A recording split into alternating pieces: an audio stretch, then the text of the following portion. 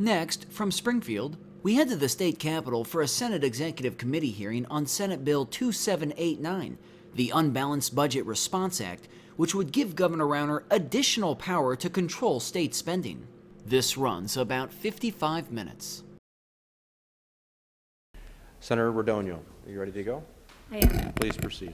Well, thank you. Senate Bill 2789, affectionately known as the Unbalanced Budget Response Act, is one of the paths that the governor outlined in his budget address. Clearly, it is not the preferred path.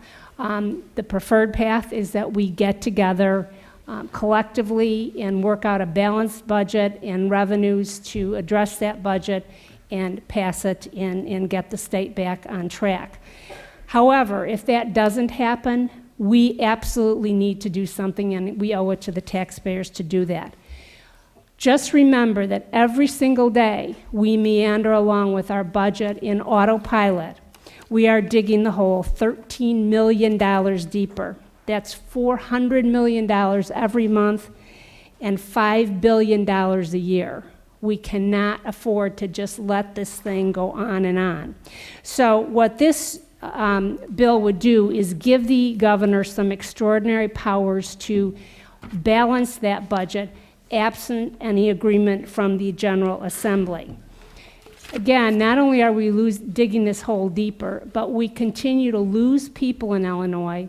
We're not sharing in the job creation that the rest of the nation is feeling, where they have created 12 million jobs since the recession. We're a negative net 100,000. So that means even our ability to grow our way out of this problem is hampered by not having a budget. It's affected decisions as to whether or not to locate in the state because of the uncertainty. Again, I want to stress that this is not the preferred path, but it's not something that's completely unique either. Both in this state as well as other states, governors have been granted extraordinary powers in times of financial difficulty. So specifically, I want to run through what the bill does, and then I would like to have the administration make a statement on the bill. First of all, it implements reserves on all executive departments, including constitutional officers and institutions of higher education. It allows him to reduce or delay pension payments, to sweep virtually any fund in the Treasury administered by any agency in all three branches of government. It would allow him to modify virtually every statutory transfer out of GRF. I want to stress that that would not include any changes from preschool through 12th grade. So education is not impacted by this. It would delay virtually any continuing appropriation into the next fiscal year, and it would modify any rate payments made by any agency to providers of service.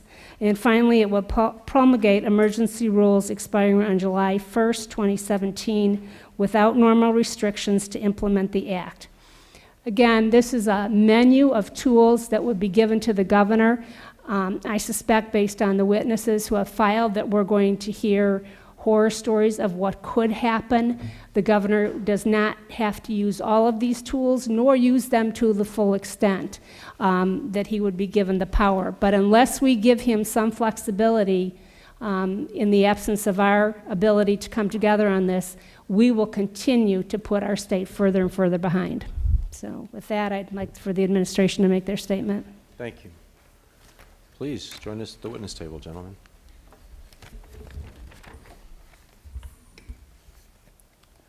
Thank you, Mr. Chairman, members of the committee. I want to thank you in advance for what I hope will be a thoughtful consideration of the Unbalanced Budget Response Act, and I want to thank Leader Rodonio for her leadership on these issues. Let's be clear, this legislation is not the governor's preferred choice for dealing with our budget crisis. The governor prefers to work together on a bipartisan, bicameral basis to enact a mix of spending reductions, revenue, and structural reforms, balancing the budget, growing our economy, and bringing down the total tax burden on Illinois families. That's path A, working together, compromise, a balanced budget with reform. The Unbalanced Budget Response Act represents a path B, If the majority refuses to work together with us to come together on a balanced budget with reform, or refuses to enact a truly balanced budget on its own. The legislation puts all options on the table to allow the executive branch to balance the budget while codifying the governor's commitment to prioritize early childhood and K-12 school funding. Let's stipulate a few things about the bill up front. It would result in painful cuts to programs, agencies, institutions, local governments, and providers. It would force the governor to make the tough decisions, not put the onus on the legislature. That may be appealing to some, to others not so much. But for the governor, it's not the preferred option. It represents a viable option if all others are rejected. We would seek to consult closely with the General Assembly in making those tough decisions, if necessary. Nearly everything would be on the table, except early childhood education, K-12 school funding, debt service, and the road fund. All actions would be posted online for public transparency, notifications sent to the General Assembly, to COGFA, to the Comptroller, and to the Treasurer. And no action could be taken beyond that which is necessary to bring the budget into balance. But keep in mind again, it was called Path B in the governor's introduced budget for a reason. We prefer Path A, compromise and working together to get a balanced budget with reform. And no matter what happens here today, what is said, what is done, we will not give up the hope of compromise. The hope of coming together to enact that balanced budget alongside structural reform that helps our economy grow, that creates high-paying jobs, and that helps lower the tax burden on all Illinois families. Thank you, Mr. Chairman. Thank you, Mr. Goldberg. Mr. Nuding, do you have anything to add, or are you No, sir. I think we're available for questions. questions for the sponsor or for the President Cullerton? Mr. Nuding, I want to specifically ask you about your decision in drafting this bill to allow for the governor to suspend payments to the pension system. The Illinois Pension Laws Commission issued a report, warned state leaders in a report that the retirement systems were nearing, quote, insolvency and, quote, moving towards crisis because of the state's failure to properly fund the systems. That report was issued by the Illinois Pension Laws Commission in 1917. We know that about 42% of the unfunded liability, according to COGFA, is because of 41%, sorry, was because of failure to fund the pension system. So, and there were other pieces of legislation introduced by Republican sponsors that did not allow for the suspension of paying money into the pension system. So this to me is the, would be a big mistake. We had a big recession in '09. We didn't have enough money to pay for the pension system, so we borrowed money at low interest rates, put the money in the pension system. It's earned a lot more because the stock market took off. It really would be a mistake, in my opinion. So that's the one part of the bill that I find to be the most troublesome. Theoretically, you could solve the whole problem. You could take, what is it, $8 billion or something like that? You can just take the whole thing and say, we're good. So why we are protecting early childhood education but not the pension system, I just don't understand that. So could you address that, please? Yeah, thank you, Mr. President, for the question. First of all, sir, respectfully, I appreciate the change of heart. You know, most of the members of the Senate Executive Committee on the majority side voted for Senate Bill 27, which shorted the pensions by $2.3 billion in 2005, which was about a 50% cut in that pension payment. So I would agree with you that it's not a good course of action. We included all continuing appropriations in the bill. If you've seen the budget, our preferred path to generating savings in the pensions is through reform, specifically through your bill, which the governor supports, and we would love to vote on that.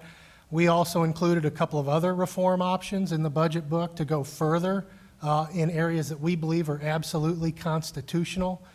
So I agree with what you're saying, and we did just include all continuing appropriations, but our preferred path to generating savings, specifically in the area of pensions, is through your bill and other reforms that we proposed as part of the governor's budget.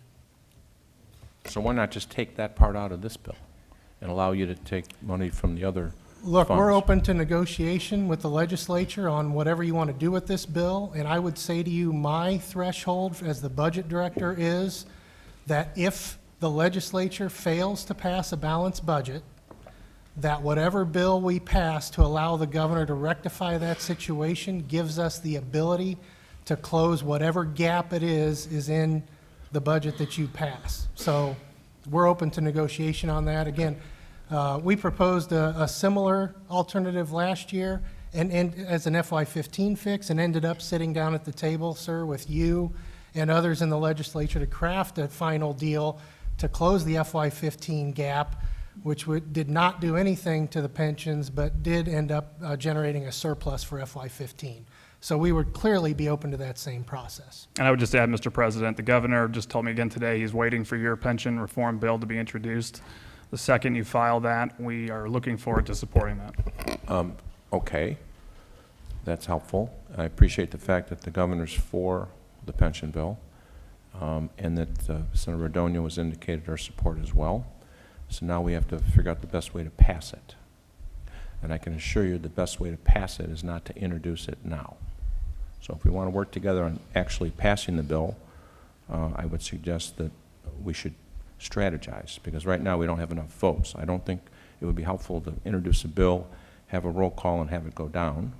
I think that would be counterproductive. So I'd be happy to work with them and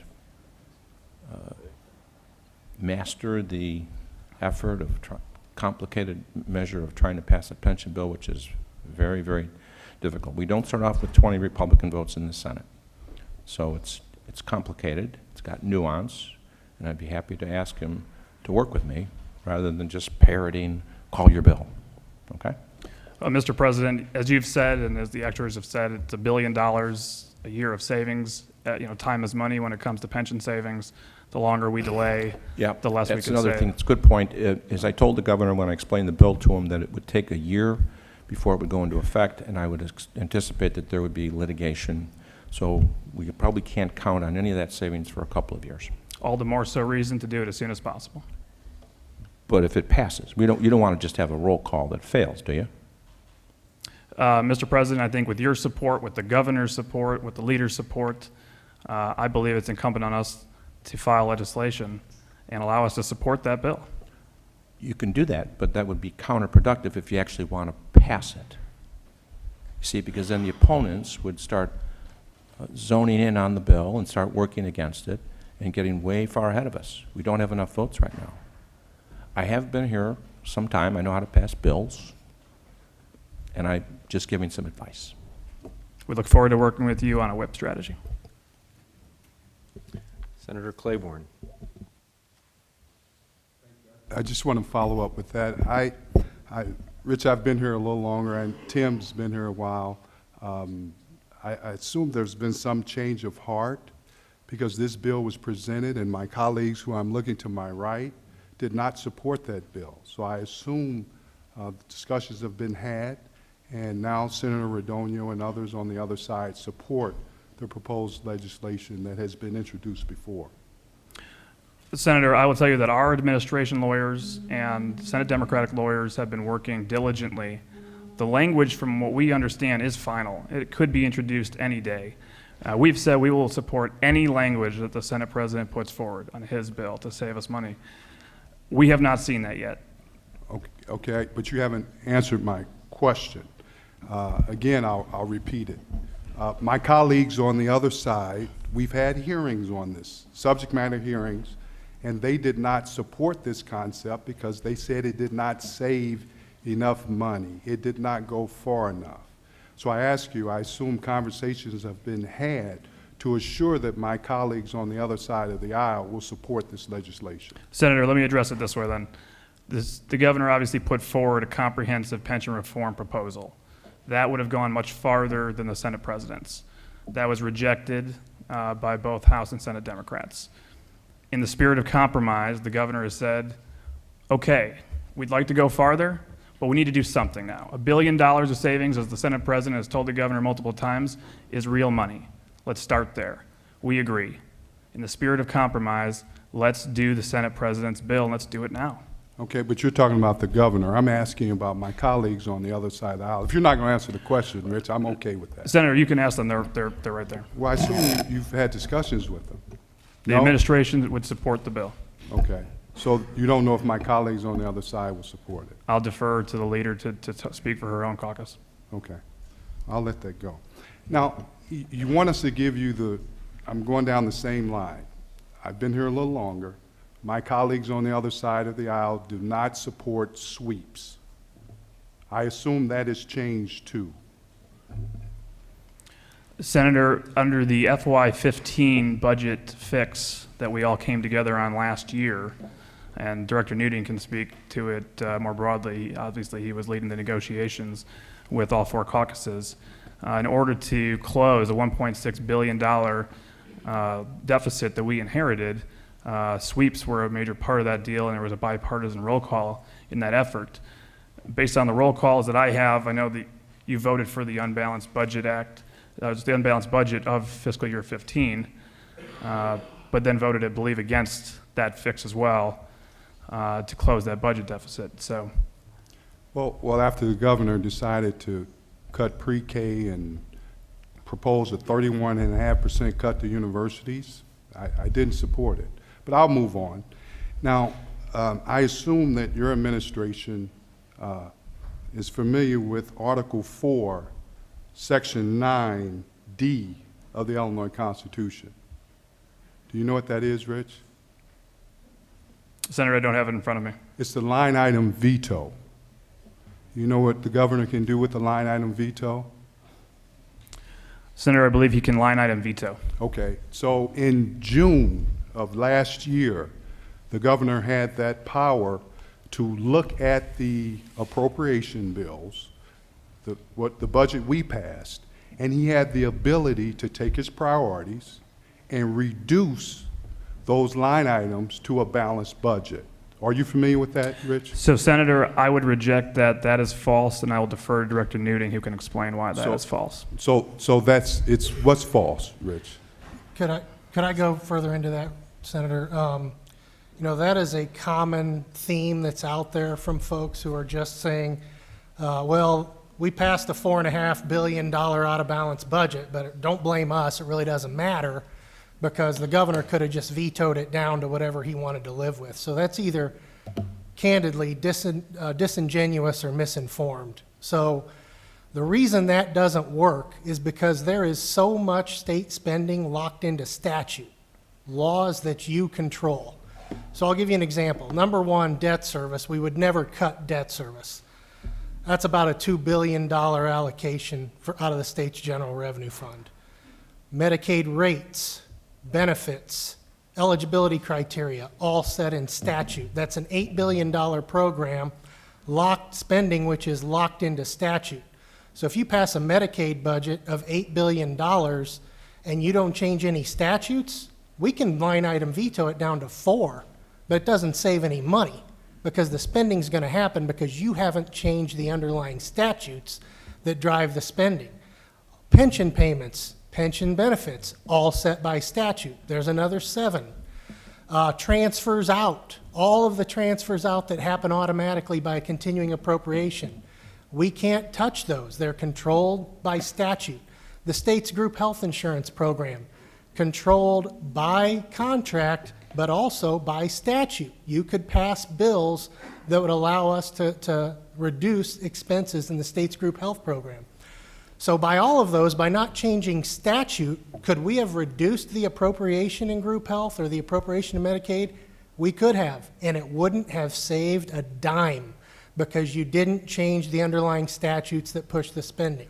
Okay, Tim, and I appreciate that. So when the governor proposed, and I assume you gave him the idea, to reduce the universities by 31.5%, you're telling me he could not have line item that budget down to that point? Look, given the lay of the land that was presented to the governor with a $4.5 billion out-of-balance budget, with no change to the underlying statutes, or virtually little change to the underlying statutes that drive that spending, when we evaluated that entire package, here's how it shook out. All of the things I just mentioned, we cannot veto because you control it by statute. Then you get down into things like DCFS and corrections. I mean, those are things we pretty much have to do, right? We have kids we've got to take care of. Tim, you're not answering my question. Well, I am. I'm asking, no, I asked about the universities. I asked a specific question. I did not ask DCFS. I did not ask about the prisons. I talked about higher education. Tim. I'm identifying for you all the spending that No, happened. I asked you about higher education. Okay, so here's the fact of higher education. By not changing all of those statutes, you spent all the money. You spent it all. You didn't pass any revenue. You didn't change any spending. You spent it all. It's gone. And that's why we sit here today in this budget impasse. Even without a budget, spending is happening because you haven't changed the underlying statutes. You spent it all. So the point that I'm making, the assumption is that you could not have line item vetoed the higher education budget. We did. We vetoed the higher education budget and the whole budget in its entirety. But you couldn't have, the governor could not have reduced that line item. We could have reduced it, Okay. and then you could have overridden us with a simple well, majority, which that's you what- would have done. We tried to do it and we couldn't do it. We'd have been right back to an unbalanced budget. But Senator, let I think I'm the still sense- asking questions, Rich. When I ask you the question, you referred it to Tim. Senator, I So would let love, me- I would let me love, when finish. you're ready, I would love to Okay, just make one thank you. comment. Now, let's look at the governor was eliminating or making a unilateral, I guess through rules, through early childhood education, daycare, reducing the line item for daycare. Yeah. He just vetoed daycare. Now, he could have reduced that line item, am I correct? He could have reduced the daycare line item, yes, and then you would have overridden it with a simple majority vote. Okay. Yes. And also, the local government distributive fund, he had proposed cutting that, I believe in your introduced budget that you all never called. He could have reduced that line item, am I correct? No, that is incorrect. That's a continuing appropriation controlled by your statutes. Okay. There was other cuts that were in the budget, and you're, aside from the ones you talked about, you're saying that there was no room to reduce those line items according to the Constitution. Yeah, That the things that I've mentioned to you represent well over 60% of GRF spending.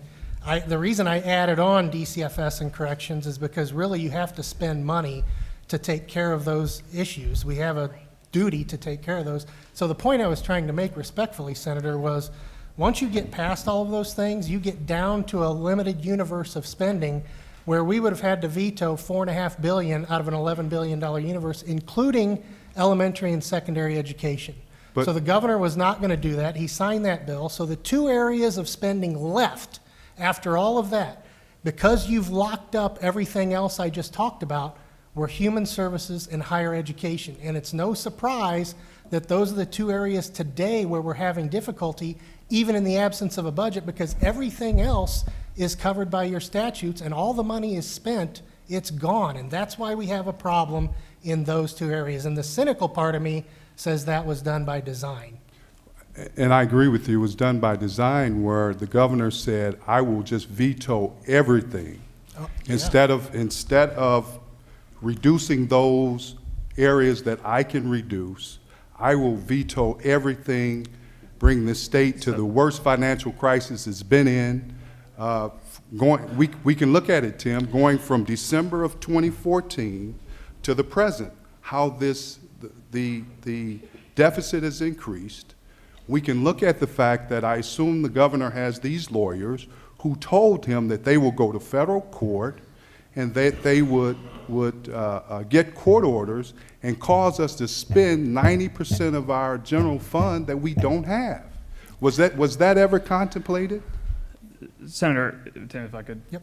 Senator, I wanted to just say one thing going back. I think it addresses a lot of the questions you just asked.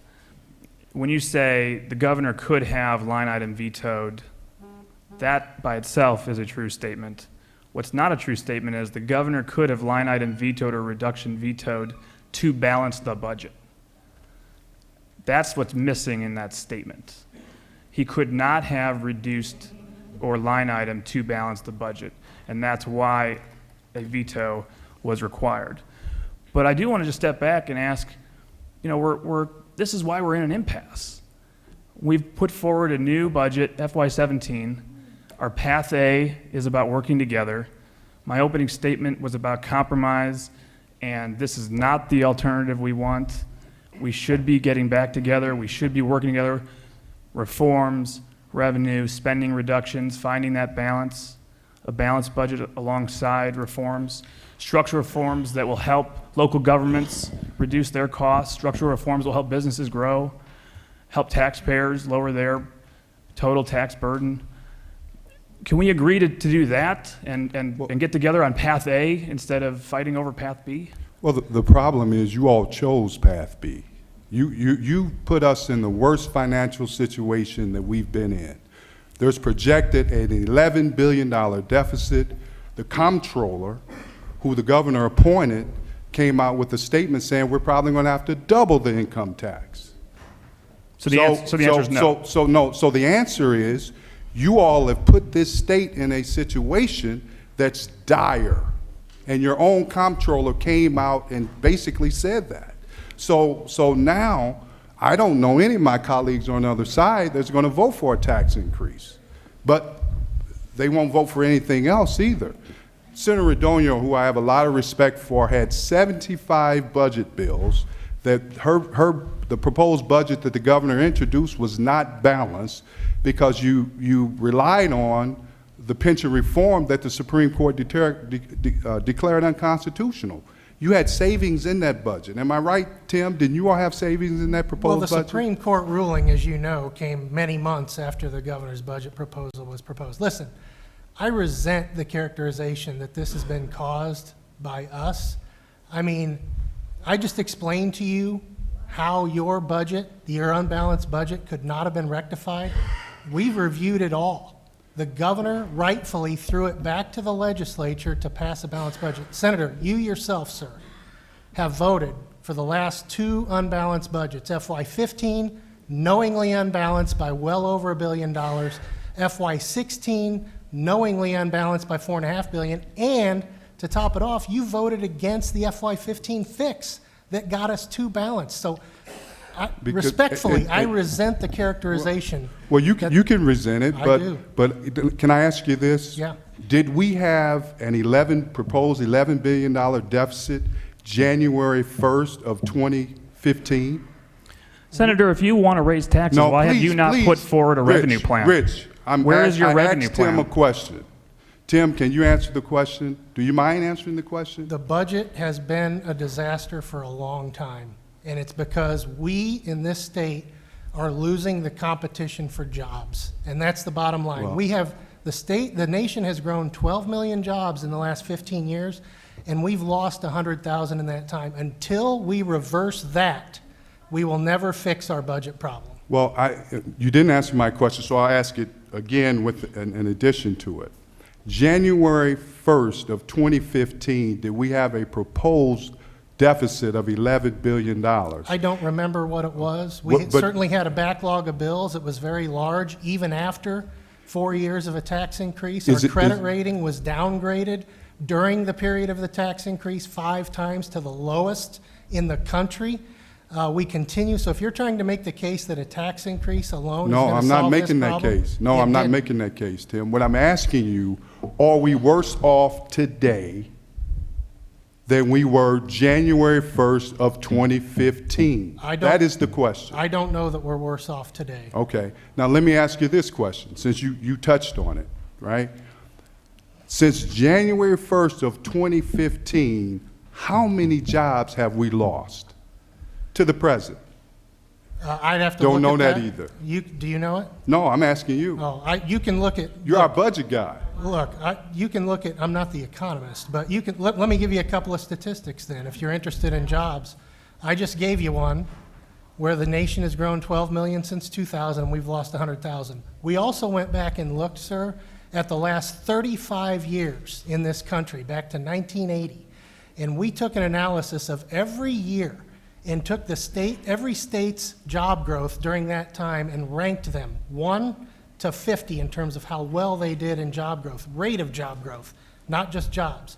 And in the last 35 years, do you know how many times the state of Illinois has been in the top 20 in any year in job growth? 0. We're the only state in the country that has not been in the top 20 in the last 35 years. We're getting our butts kicked in job creation, and it's infuriating to me, and it ought to be infuriating to you, because jobs equal state revenue, and the only way we're going to fix this budget problem for the long term is to create more jobs. Let's talk about how we can do that so we can see the forest for the trees, so we can plan for the long term. Let's create jobs, fix the budget, and not deal with this year after year. Tim, I appreciate you giving me history going back to 1980, but I'm asking you about history from January 1st of 2015 to the present.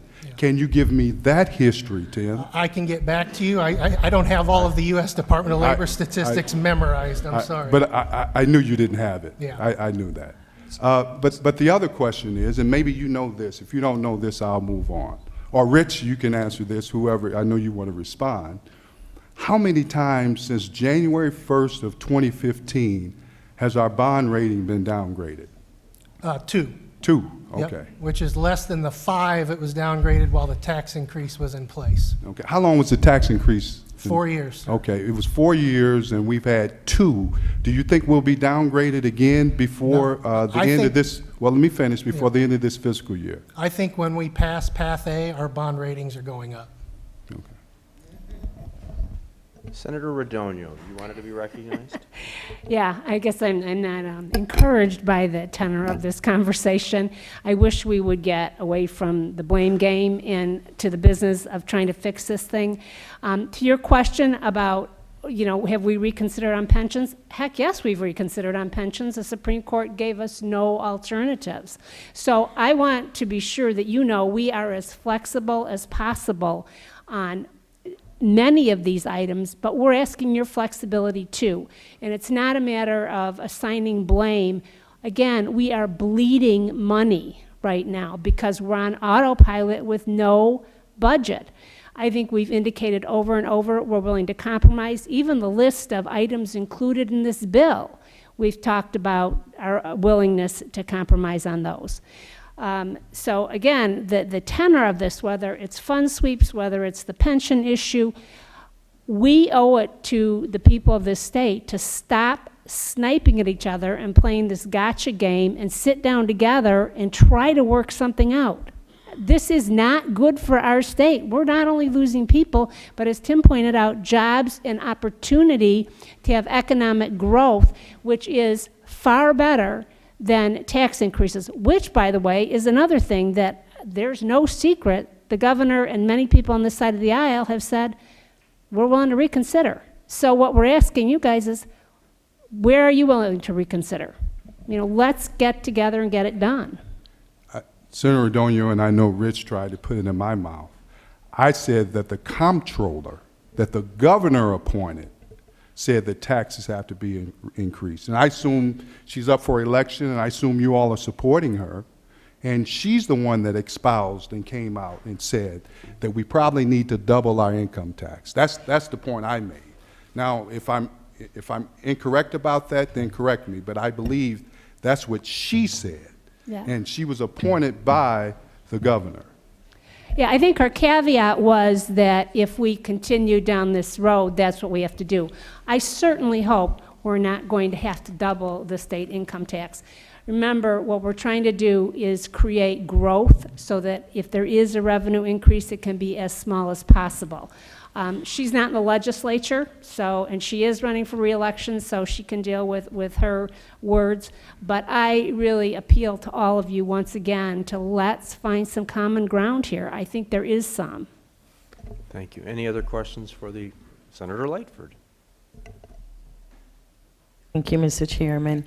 Leader Radogno, I just want to know, well, first let me say I'd hope that we can come to a resolution so that we can get past this terrible situation that we've put millions of people in across the state.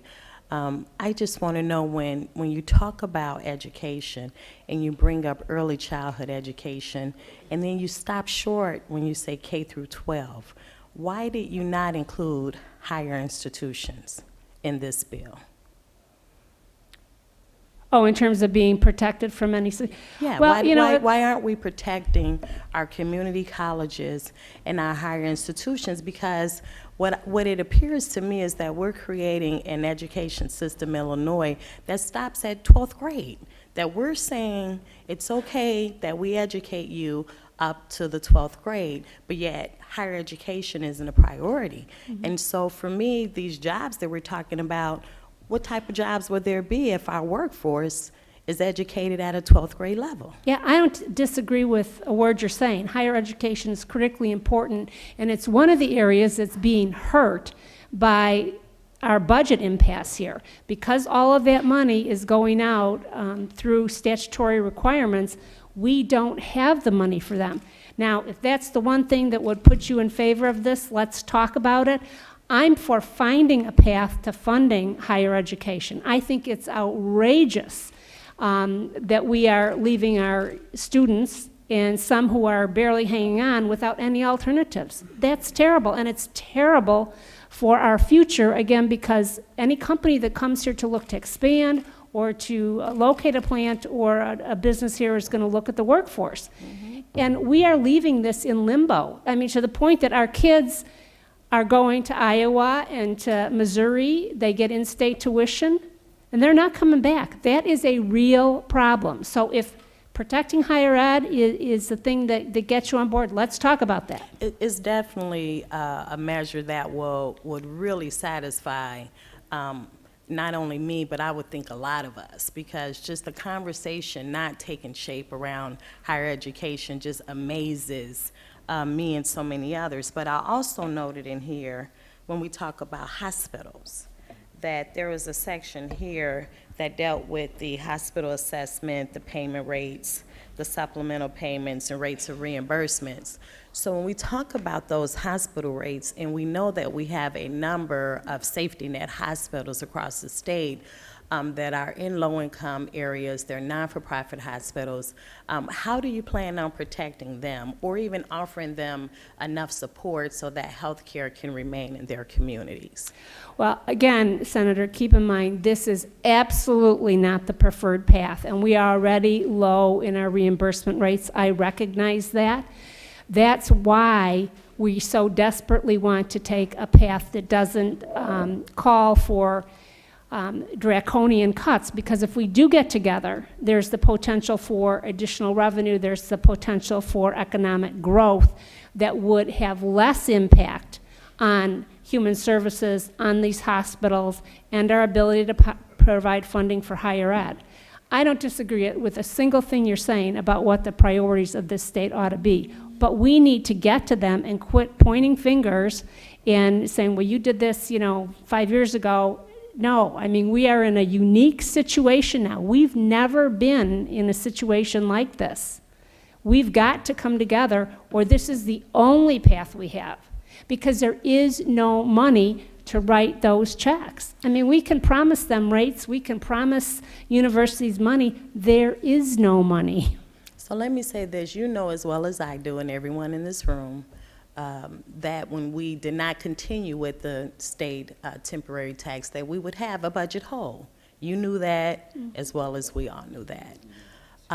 Recognizing that there would be a hole, I've not seen any revenue ideas on the table from anyone to suggest how we fill that hole. We constantly talk about taxes, taxes, taxes, but there has to be other ideas and ways to generate revenue in the state that doesn't rely heavily on an income tax. Yeah, I mean, I think the universe of revenue is well known. I mean, there's no magic, there's no secret to it. We've talked about it lots. I think the issue here is, do we impose any revenue increases without doing the much harder work of reforming so that that tax increase can be as minimal as possible? we know what the universal tax increases are. That's been talked about. I think reforms are important, and I shared this with the governor, and I can say it here too, is that you can't say either or. You have to do them simultaneously. So while you want reforms, you need to also be putting revenue on the table. And I've not heard any revenue ideas from no one. I've not heard any revenue ideas, and I'm really concerned about the idea of our budget chairs indicating that there's been loss of jobs. Well, yeah, there's loss of jobs because you're laying everybody off. So you're actually increasing the loss of jobs since your administration took over. And so my concern is that we were at the table, Leader Radonio. I was a part of a working group. I came to all the meetings to talk about how we can compromise the turnaround agenda, and then the meetings were just stopped.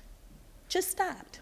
So it's kind of like, you know, I'm taking my ball and I'm leaving the court. I'm leaving the game because I'm not getting my way. Well, my invitation to you is to let's come back and do it, I because we appreciate need to it. do that. I appreciate your invitation. I'd be more than happy to come to the table with you later and talk about some of the ways that we can generate revenue as we're reforming the system. You can't do one without the other. They both have to move simultaneously. Thank you. Thank you. Senator Raoul and then Senator Murphy. I'll be brief here because I think Senator Lightford just touched on it. You know, I agree with you, Leader Radonio. We've got to be at the table. We've got to be discussing these issues, and we've got to compromise. But there's been a characterization, and there's been a false narrative put out there about who has walked away from that table, and I think it's unhealthy. I think it's also unhealthy to try to attribute the need for revenue as something that one party wants more than the other. If we go through what are the services the state needs to provide for its citizenry, and we put it all together, well, I think we'll find that there's a need for revenue, and it's not a need for revenue in Democrat districts more than in Republican districts. And so this notion of saying you all want a tax increase is not unhealthy to the conversation, is not healthy. It doesn't contribute to us being able to come to the table to compromise. As Leader Lightford pointed out, we were at the table. We were at the table at meetings that were convened by the governor's office, and it was not the speaker, it was not the Senate president that terminated those meetings, it was the governor. Senator, that's not true. I'm not finished. Senator, that's not I'm true. not finished. That's false. I'm not finished. Mr. Goldberg, welcome back. We've missed you. Let Senator continue. Additionally, a group of us, bipartisan, bicameral, rank and file, came together, and we invited the governor's office to participate with us, and we were trying to work away at the outline set by the governor's office, and we were doing good work. And then the governor's office pulled away all of the Republicans from the table. And that's the true history of it. And so there's this false narrative being put out there about people walking away from the table, and it's not us. And there's an additional false characterization about the Democrats wanting revenue. As you acknowledge, and I think I appreciate you doing so, it's not something that you want that we need to put a Democrat tag to or a Republican tag to. We need to provide services for our state, and we need to pay for them. And so let's get to the table at discussing just that, and not put blame or tags onto it. Senator Murphy, we've missed you too. Well, thank you, Mr. Chairman, and I, of course, have missed the opportunity to be here in the Executive Committee. And I have to say, when I first saw that we were doing this, I'm thinking to myself, this is path B. This is the outcome that, frankly, nobody wants. I commend the governor for being willing, if it came to this, to take the unpleasant task of trying to balance the budget with the authority he's seeking here. But it occurred to me, why are we doing this now? I mean, none of us wants to be here. And I thought, well, this is silly. We shouldn't even be talking about this yet. It's March 9th, and, you know, we have a lot of time left where we can do Path A, and we can come together and have something that's a lot more livable than what everyone in the room acknowledges this Path B is, which is not particularly livable. But as I sat here, I got to say, I actually think this has been a pretty healthy exercise. And I say that because the emotion in this room is real. And I think it's important for people outside of this process to see that from time to time, because politicians are, you know, caricatured outside of this building in a way that, you know, everybody's out for themselves and don't care about issues. You can't watch this and not get the impression that the people involved here actually care about the outcome. And we are having a fight right now about the way to solve this, but there's genuineness in this. And so hopefully we can maybe, you know, take the emotion of this and have, as Leader Radonio suggests, try and have a prospective look, a prospective focus to this.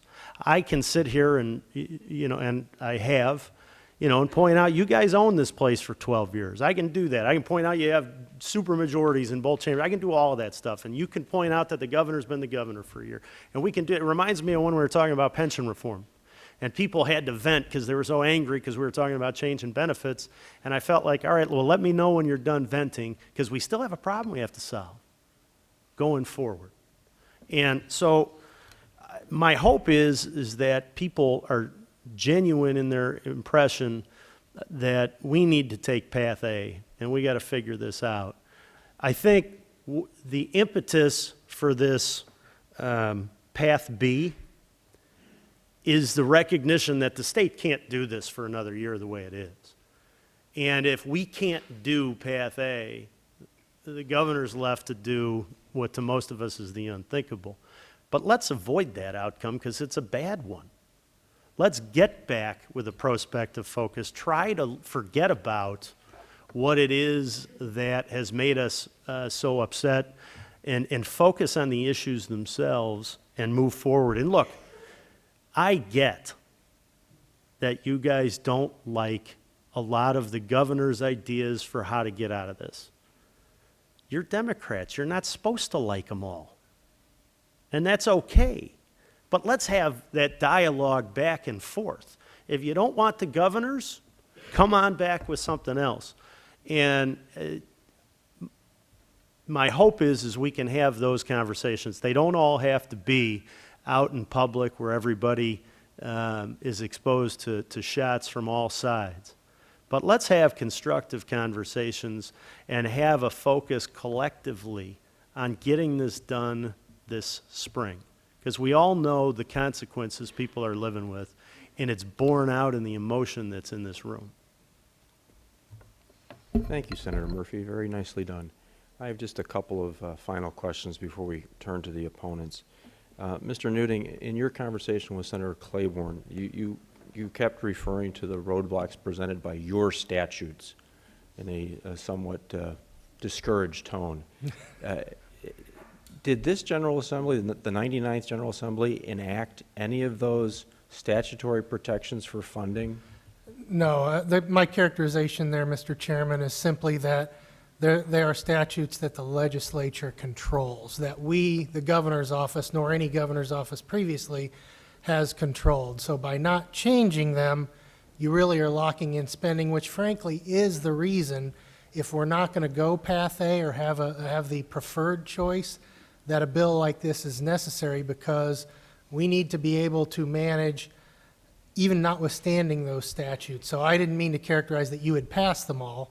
I just meant to characterize that the legislature controls the statutes. And I just wanted to make sure we're clear on that. These were statutory protections for spending priorities enacted by past General Assemblies and presumably signed by past governors. So this is not something that we could unilaterally do or that you could unilaterally do, and they all exist for a reason that was deemed good and valid at the time. Yes, Is that a I fair would characterization? acknowledge that, and I would also acknowledge that they could be changed even on a temporary basis as they have been Okay. at other times in the past. I don't know which one of you had suggested that K through 12 education was protected in this bill. As I read it, it's the general state aid and not all the funding for K through 12. Is that a fair characterization? I believe so, Senator. In early childhood. And early childhood education as well. But K through 12, it's just general state aid for that portion. I believe that's right, It's not Mr. all the Chairman. other spending items. So there could be a significant reduction unilaterally made by the governor to K through 12 education under the bill. That would not be the governor's priority, absolutely I not. understand. I understand the words you say, but the statute would say it would give the governor that power. Again, the governor's introduced budget obviously has historic levels of funding for K through 12. I understand. I want to make sure I understand what the bill says. President Cullerton raised the question on the pension holiday.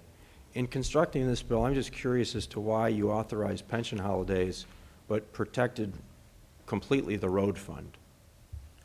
Is our long-term viability of our pension funds less important than the road fund? Yeah, I can comment on that. So we wanted to encompass all continuing appropriations. The road fund piece was placed in there specifically because as part of the FY15 fix, you may remember, Mr. Chairman, the road fund carried a very heavy load as part of that fix. In fact, in terms of the fund reallocations, road funds were, I think, north of 25% of all of the reallocations we did. So we really stretched them. We really pushed them last year. I don't think anybody on this committee likes to reallocate from the road fund, but because they carried such a heavy load last year in getting us to balance in 15, we chose to exempt them in this bill. And a fair point. Did you give any thought to limiting the amount of money that could be transferred from the road fund instead of permitting a complete pension holiday for all the 5 systems? You know, I don't think we thought about it that way. All right. Just one last line of questions. Mr. Goldberg, you'd said that all the options were on the table in this bill? Except for those that are Except for those. delineated. This bill does not give the governor unilateral authority to raise taxes, does it? Senator, as you know, Mr. Chairman, it would not do that absolutely because the governor has said he will not support any new revenue, any tax increase that's not accompanied with reform. And that's something that obviously the previous speaker didn't mention. There is one part of the legislature that has been rejecting the governor's reforms and saying, let's get the tax increases without reforms. The other side of the aisle, the governor has said, I'm willing to do revenue, but it has to come with reform so that over time the total tax burden reduces on the people of Illinois. But as a part of this package of supreme executive authority, you would not want the governor to have the authority to raise taxes in conjunction with the spending reductions that he could make? If the majority were to reject compromise and we were not working together on a comprehensive package and we made no reforms, as the governor said in his budget address, he could not in good conscience raise taxes on the people of Illinois. Okay. Just one last question, and this is to Senator Murphy's very eloquent point as to why we're here. Why did you introduce a bill to enact Path B, but not introduce any bills this year to enact Path A? Senator, we have a copy that we could absolutely distribute to you of all of the bills that are still pending that constitute Path A.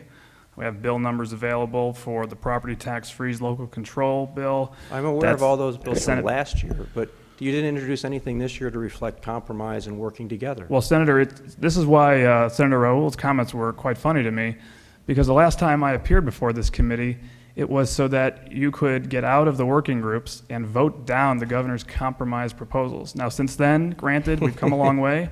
We have also, in his own right, in his committee, we voted down workers' compensation reform, lawsuit reform.